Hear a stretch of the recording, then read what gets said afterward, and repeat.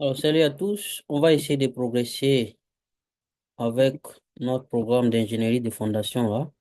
On avait commencé le chapitre numéro 3, je pense. On avait fait une vidéo juste pour l'introduction et une introduction très très importante parce qu'on a vu les différentes méthodes, les différentes manières de rupture, différents types de rupture dans le sol quand on a affaire à une fondation superficielle. OK? Donc, concept général, c'est ce qu'on a vu la fois passée. Donc, cette fois-ci, nous allons aborder la théorie de Terzaghi concernant la capacité portante ultime des fondations superficielles. OK? Une théorie très, très importante parce que c'est la toute première théorie des fondations superficielles, calcul des capacités portantes des fondations superficielles. OK? Donc, euh, nous allons voir ici une formule très simple pour calculer les fondations, la capacité portante des fondations, des différents types de fondations. OK? Que ce soit des semelles continues, des semelles carrées, des semelles circulaires. D'accord? Donc, Terzaghi, c'est qui? C'est un Français, un chercheur français, un géotechnicien, qui est considéré même comme père fondateur des mécaniques du sol, géotechnique. Donc, en 1943, il a développé la toute première théorie qui est complète et compréhensible concernant la capacité portante ultime des fondations superficielles rugueuses. Rugueuse, ça veut dire qu'il y a le contact entre la semelle et puis le sol est vraiment bien, la semelle est bien ancrée dans le sol, quoi. Voilà.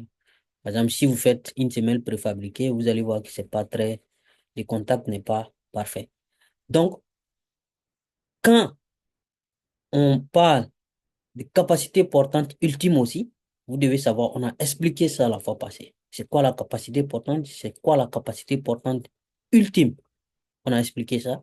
Donc, il a développé une théorie pour calculer la capacité, calculer théoriquement la capacité portante ultime de fondation superficielle. OK? Donc, selon lui, une fondation est dite superficielle quand la largeur de la fondation et la profondeur de la fondation sont à peu près les mêmes. La profondeur de la fondation ne doit pas être supérieure à la largeur de la fondation, selon lui. OK?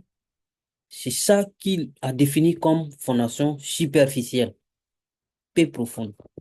Donc, si je prends cette figure qu'on va décortiquer après, pour le moment, on se concentre sur la définition même de la fondation superficielle. C'est quoi on appelle fondation superficielle? Pourquoi c'est superficiel? Il dit que c'est superficiel parce que les DF, là, vous voyez la fondation est là. C'est ça notre fondation. OK, vous voyez les poteaux qui viennent. Donc, la fondation est là. La base, la largeur de la base de la fondation, on imagine que c'est une fondation continue. OK? Donc, ça, c'est la coupe. Et la largeur B de la fondation est là. Donc, le DF, là, qui est la profondeur de la fondation. La profondeur de la fondation, c'est quoi? C'est la distance entre, vous voyez la limite, cette ligne en pointé là, qui coïncide avec la base de la fondation jusqu'à la surface. OK? Et c'est cette profondeur-là qu'on a appelée la profondeur de la fondation. Donc, cette profondeur-là doit être inférieure ou égale à la largeur de la fondation. Quand vous avez ça, vous avez affaire à une fondation superficielle. Ça, c'est la définition selon Terzaghi. Donc, quand il avait euh, proposé cette théorie.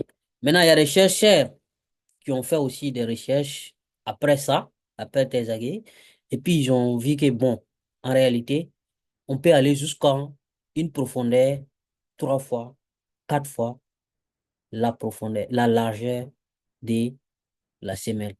Et on peut toujours rester dans la classification fondation P profonde, fondation superficielle. D'accord? Donc, À partir de maintenant, il faut retenir que c'est quoi la définition d'une fondation superficielle déjà, en tenant compte de la profondeur. OK? Donc, si DF est égal à, voilà, maximum 4 fois B, on peut toujours dire que c'est une fondation superficielle. OK? Mais on va revenir sur comment Terzaghi a fait pour proposer une formule à partir des, des mécanismes de rupture dans le sol. Les mécaniques de rupture qu'on a discuté la fois passée. OK? Donc, euh, c'est quoi d'abord une fondation continue ou en bande? OK? Parce que la formule initiale que Terzaghi a proposée, c'est pour les fondations continues. D'accord? C'est pour les fondations continues. Et ces fondations-là, une fondation continue, c'est ici considéré comme le rapport entre la largeur de la fondation et la longueur de la fondation approche zéro. C'est-à-dire, la longueur est très grande comparée à la largeur de la semelle. Vous voyez ici, la largeur est visible là, mais on considère que cette semelle-là est très longue, continue en arrière là-bas. Donc, on va parler de semelle filante, ok? Semelle continue. Donc, la définition, je pense que c'est assez clair, ok? Donc, on considère que, lui, il considère que quand vous avez ces gens de fondation, bah, la rupture dans le sol ressemble à celle-là, ce qu'on observe ici, ce schéma. Et ça, si vous vous rappelez, ça ressemble à la rupture générale qu'on a vu la fois passée dans la vidéo précédente. Ok, si vous n'avez pas vu, je vous invite tout de suite à aller revoir cette vidéo parce que c'est vraiment fondamental pour pouvoir comprendre la suite. Ok, donc ça correspond à la rupture par cisaillement général qui est illustrée dans la figure 3.1 qu'on a vu précédemment. Ok, voici les trois qu'on a vu la fois passée. Vous voyez là, la rupture générale, ok, la, la, la rupture locale, ça c'est là, et la rupture par poinçonnement. On a vu trois types de ruptures la fois passée. Ok? Donc là, nous allons nous attaquer à la rupture générale. Vous voyez, ça ressemble à ça. Voilà. Maintenant, dans les hypothèses que Terzaghi a considérées, a pris, il considère que le sol au-dessus de la base de la fondation peut être remplacé par la surcharge équivalente. Et si vous voyez ici, cette ligne en pointé là, cette ligne en pointillé est la base, le niveau de la semelle. Ok? Lui, il considère que tout le sol qui est en haut, au-dessus, peut être remplacé juste par son poids propre, par le poids propre du sol. Donc, d'où, ici, là, Q égale à gamma fois D. Donc, vous prenez le poids unitaire, le poids volumique unitaire du sol, multiplié par la profondeur, et puis c'est bon. Vous avez la surcharge ici. Donc, cela signifie que la résistance au cisaillement de ce sol en haut là ne participe pas à la capacité portante, ce qui est strictement pas vrai. C'est pas vrai parce que ça participe un peu. Ok? On considère que, vous voyez que les cisaillements, les lignes de cisaillement qui sont là, les lignes de rupture là, ça veut dire que la résistance au cisaillement du sol qui est en bas ici participe à la résistance, à la capacité portante. Donc lui considère que le sol qui est en haut là, bon, le sol ne participe pas beaucoup. On considère juste que c'est la surcharge. On remplace ce sol-là juste par de la surcharge. Et puis c'est bon. Ça, c'est la théorie de Terzaghi. Donc, ici, quand on regarde cette zone de rupture générale, nous avons à peu près trois zones. Ok? Il y a la zone centrale qui est là. Ok? Il y a ces deux zones. Ces deux zones sont pareilles, hein, comme éventail. Et il y a ici ces zones-là aussi. Donc, à peu près trois zones. Trois parties en tout cas. OK? Parce que celles-là sont identiques. Cette partie sont identiques. Celle-là et celle-là sont identiques. Donc, la zone numéro un, OK? C'est ce triangle-là. OK, ACD, cette zone, qui est immédiatement sous la semelle. OK? Après, nous avons la zone numéro D, ou bien les zones numéro D, c'est ces zones-là. OK? ADF, ici, puis CDE, ça. OK? Et qui sont ici par les courbes DE et puis DF, qui sont en forme de spirale logarithmique. OK? Les zones numéro 3, ce sont ces deux zones-là. J'ai déjà dit ça. OK? Ce sont ces deux zones triangulaires-là qui sont sous forme de euh, la poussée passive de ranking. Donc, il a considéré ça. Donc, il considère aussi que les angles qui sont là, alpha ici, et puis alpha ici, ces deux angles-là sont à peu près égales à l'angle de frottement interne. L'angle de frottement du sol. OK? Ces deux angles. C'est ce qu'il propose. OK? Et le sol maintenant au-dessus, j'avais déjà parlé de ça. Le sol au-dessus, ce sol-là, qui est là, étant remplacé par la surcharge équivalente, il a considéré que ce sol-là ne participe pas à la résistance au cisaillement. Donc, vous voyez ici, les lignes G, I, ça là, c'est négligé. La résistance, rupture par cisaillement, la ligne H, J ne participe pas aussi. OK? On peut négliger. Donc, en faisant ça, en utilisant toutes ces hypothèses-là, voici la formule que Terzaghi propose. Voici la formule pour calculer la capacité portante ultime d'une fondation continue. OK? Donc, vous avez C' ici. C'est juste la cohésion du sol. OK? Mais c'est quel sol? Le sol qui est en bas ici, au-dessus, au-dessous du niveau de la semelle. OK? Le Q ici, ça c'est la surcharge, c'est déjà là. OK? Donc ça, c'est la surcharge du sol au-dessus du niveau de la semelle. OK? Donc vous voyez ici le gamma DF. Ici, le gamma qui est là, c'est le gamma, c'est-à-dire le poids unitaire, le poids volumique du sol en dessous ici. Et le B, vous connaissez déjà.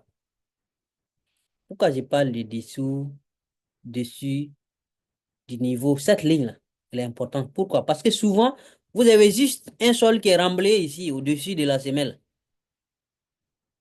C'est juste un sol qui est souvent foisonné.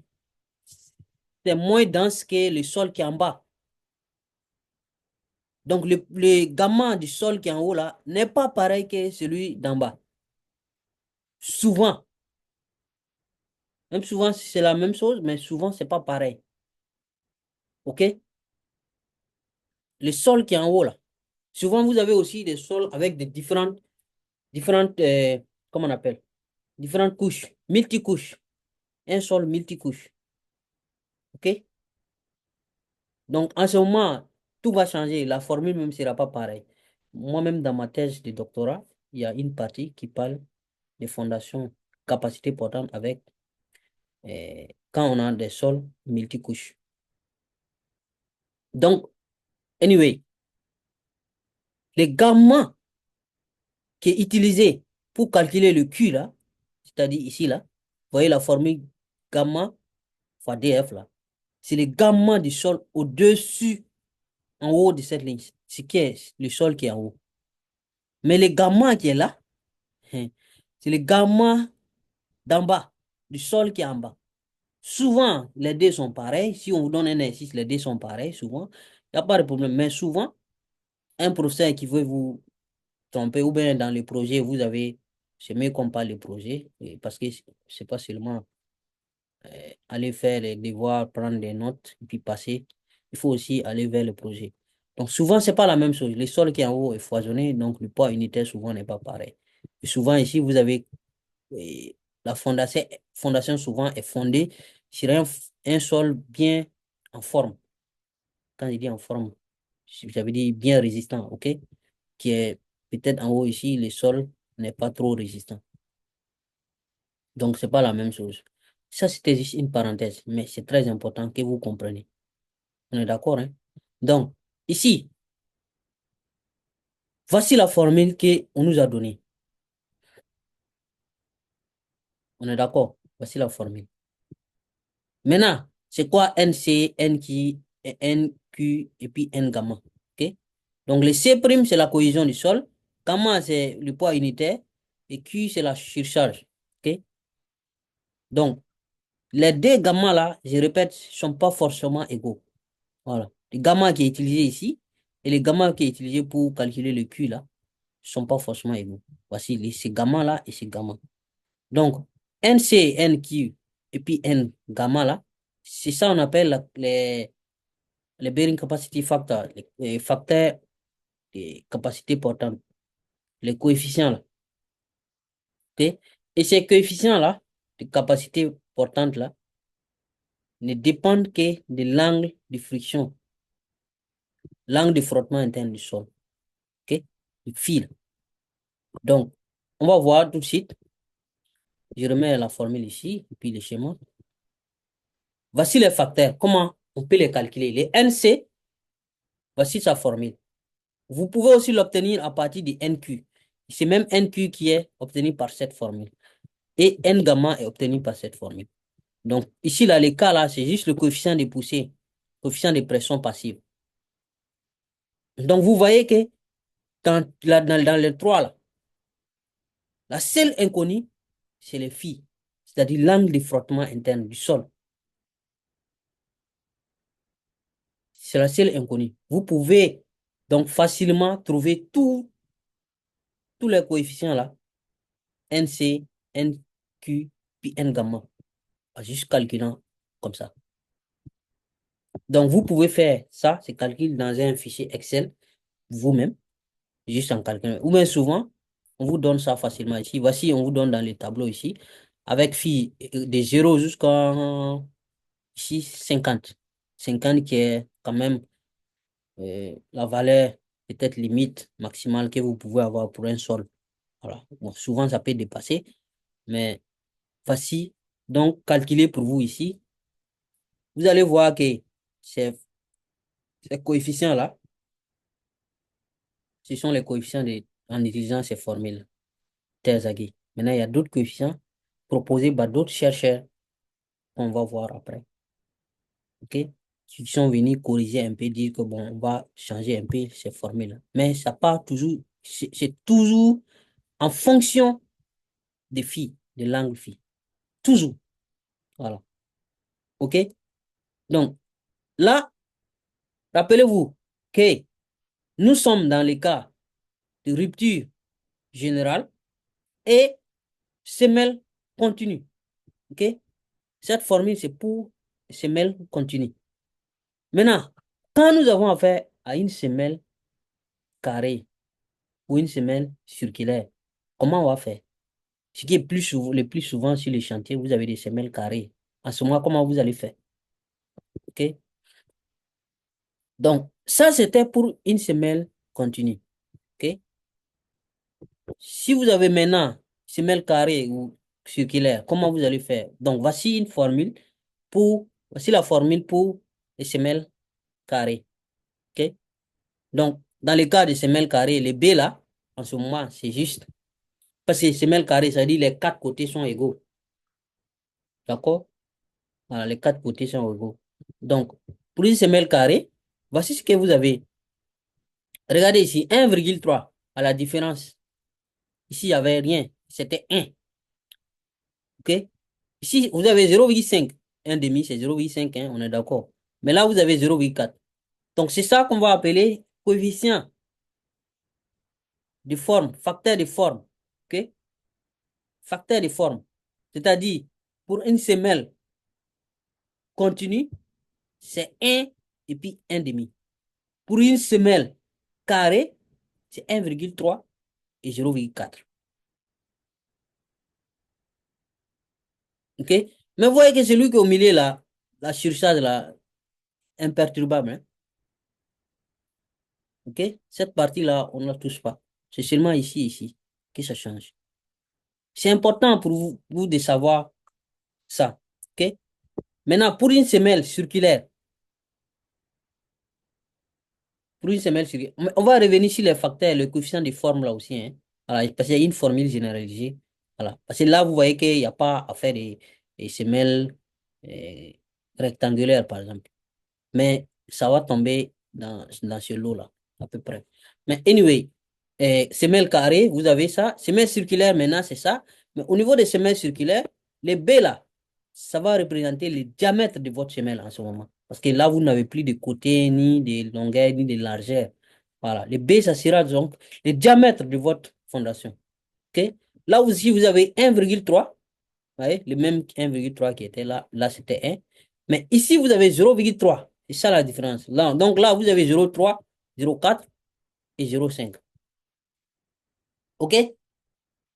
Donc là, je répète encore, ça, c'est si on considère que la rupture par cisaillement général qui se passe dans le sol, la rupture dans le sol sous la semelle, c'est une rupture par cisaillement général.